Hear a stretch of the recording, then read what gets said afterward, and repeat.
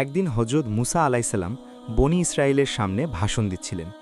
উপস্থিত এক ব্যক্তি তাকে জিজ্ঞেস করল, আপনার চেয়ে বড় আলেম কি পৃথিবীতে কেউ আছে?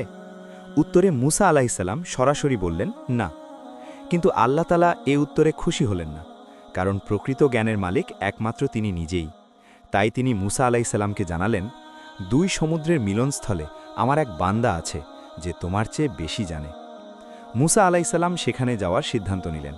আল্লাহ বললেন, তুমি একটা মাছ সঙ্গে নাও, যেখানে মাছটি জীবিত হয়ে সমুদ্রে চলে যাবে সেখানেই সে আছে। মুসা আলাইসাল্লাম তার ভাগিনা ইউশা ইবনে নুনকে সাথে নিয়ে রওনা হলেন। পথে এক জায়গায় পাথরের উপর বিশ্রাম নিচ্ছেন, এমন সময় থলের ভেতর রাখা শুকনো মাছটি সাগরের পানির ছিটা লেগে প্রাণ ফিরে পেল। লাফ দিয়ে সাগরে পড়ে মাছটি পানির ভেতর সুড়ঙ্গ তৈরি করে চলে গেল। ইউশা আলাইসাল্লাম সব দেখলেও ক্লান্তির কারণে পরক্ষণেই ভুলে গেলেন। আরও কিছু দূর যাওয়ার পর ক্লান্তিতে থামলেন মুসা আলাইসাল্লাম। খাবার চাইতেই ইউশা আলাইসাল্লাম বললেন, আপনি কি লক্ষ্য করেছেন পাথরের ওপর মাছটা কিভাবে সাগরে চলে গেল? শয়তানি আমাকে বলতে ভুলিয়ে দিয়েছে। মুসা আলাইসাল্লাম বলে উঠলেন, এটাই তো আমরা খুঁজছিলাম। সাথে সাথেই তারা ফিরে চললেন। ফিরে এসে দেখতে পেলেন চাদর মুড়ি দিয়ে এক ব্যক্তি শুয়ে আছেন। সালাম দিলেন মুসা আলাইসাল্লাম। সালামের জবাব দিয়ে লোকটি বললেন, এই জনপদে সালামের রীতি নেই, তুমি কে? মুসা আলাইসাল্লাম বললেন, আমি মুসা, আপনার কাছে সেই বিশেষ জ্ঞান শিখতে এসেছি যা আল্লাহ আপনাকে দান করেছেন।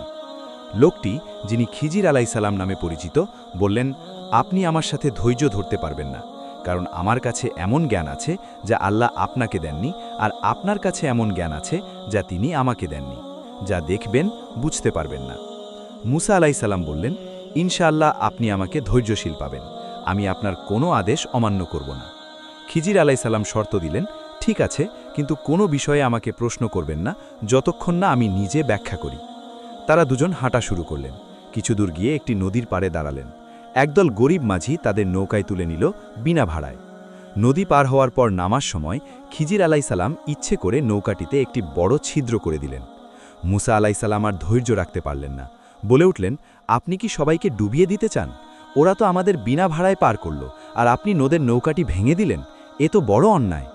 খিজির আলাইসাল্লাম শান্ত কণ্ঠে বললেন, আমি কি বলিনি আপনি ধৈর্য ধরতে পারবেন না?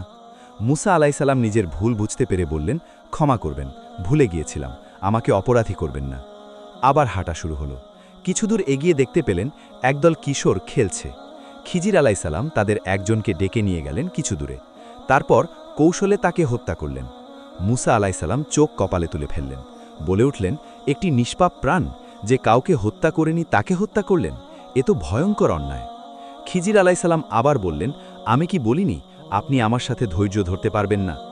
মুসা আলাইসাল্লাম বললেন, এবার ভুলে গেলে আমাকে আর সাথে রাখবেন না, কোনো ওজোর থাকবে না। তারা আবার হাঁটলেন। অবশেষে একটি জনপদে পৌঁছে গেলেন। গ্রামের লোকজন তাদের আতিথেয়তা দিতে অস্বীকার করল, কোনো খাবার দিল না। হতাশ হয়ে তারা গ্রাম ছেড়ে বের হওয়ার পথে দেখতে পেলেন একটি পুরনো দেওয়াল হেলে পড়ছে, প্রায় ভেঙে পড়ার অবস্থা। খিজির আলাইসাল্লাম এগিয়ে গিয়ে নিজ হাতে দেওয়ালটি সোজা করে দাঁড় করিয়ে দিলেন। মুসা আলাইসাল্লাম অবাক হয়ে বললেন, যারা আমাদের কিছু দিল না তাদের জন্য বিনা বিনিময়ে এমন পরিশ্রম করলেন, অন্তত কিছু মজুরি তো নিতে পারতেন। খিজির আলাইসাল্লাম এবার মুসা আলাইসাল্লামের দিকে তাকিয়ে বললেন, এখানেই আমাদের সম্পর্ক শেষ। এখন যে তিনটি ঘটনায় আপনি ধৈর্য ধরতে পারেননি তার ব্যাখ্যা দিচ্ছি। তিনি বলতে শুরু করলেন, প্রথমে নৌকার কথা। ওই নৌকাটি ছিল কয়েকজন দরিদ্র মাঝির। তাদের সামনে ছিল এক জালিম বাদশা যে প্রতিটি ভালো নৌকা জোর করে কেড়ে নিত। আমি ইচ্ছে করে সেটিতে ছিদ্র করে দিই যাতে বাদশা সেটিকে ত্রুটিযুক্ত মনে করে ছেড়ে দেয়, ফলে গরিব মাঝিরা তাদের জীবিকা রক্ষা করে। দ্বিতীয় ঘটনা, ওই কিশোরকে হত্যা। তার বাবা মা ছিলেন সৎ ও ইমানদার, কিন্তু ওই কিশোরটি বড় হয়ে তাদের কুফর ও সীমা লঙ্ঘনের পথে টেনে নিয়ে যেত। আল্লাহ চাইলেন তাদেরকে এর পরিবর্তে আরও ভালো, সৎ ও স্নেহশীল সন্তান দান করতে। তৃতীয় ঘটনা, দেওয়াল সোজা করা। ওই দেওয়ালের নিচে ছিল দুই পিতৃহীন ছেলের গুপ্তধন। তার বাবা ছিলেন সৎলোক। আল্লাহ চাইলেন ছেলেরা বড় হওয়া পর্যন্ত ধনটি নিরাপদ থাকুক, তাই আমি দেওয়ালটি সোজা করে দিই। আমি নিজ থেকে কিছু করিনি, সবই আল্লাহর আদেশে ও ইচ্ছায়। মুসা আলাইসাল্লাম বুঝতে পারলেন, মানুষ যা দেখে তাই সব নয়। আপাত দৃষ্টিতে মন্দ মনে হলেও আল্লাহর পরিকল্পনায় লুকিয়ে থাকে অকল্পনীয় কল্যাণ।